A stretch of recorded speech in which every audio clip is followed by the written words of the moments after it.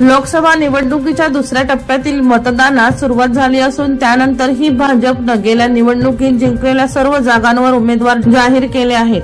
पण उत्तर मध्य मुंबईत भाजपनं अद्याप तरी उमेदवार दिलेला नाही. त्यामुळे भाजप येथून कोणाला उमेदवारी मिळेल याकडे लक्ष लागले आहे. अशातच भाजप इथून ज्येष्ठ सरकारी वकील उज्ज्वल निकम यांना तिकीट देण्याची दाट शक्यता असून याबद्दलची घोषणा आजच केली जाऊ शकते. उत्तर मध्य मुंबई लोकसभा मतदारसंघात भाजपच्या विद्यमान खासदार पूनम महाजन 2014 पासून सलग 2 वेळा निवडून आल्या होत्या. पण यंदा त्यांचा पत्ता कट होण्याची शक्यता आहे. दुसरीकडे कालच दिनांक 25 या मतदारसंघासाठी काँग्रेसनं वर्षा गायकवाड यांची उमेदवारी जाहीर केली. मात्र भाजपनं अद्याप तरी उमेदवार दिलेला नाही.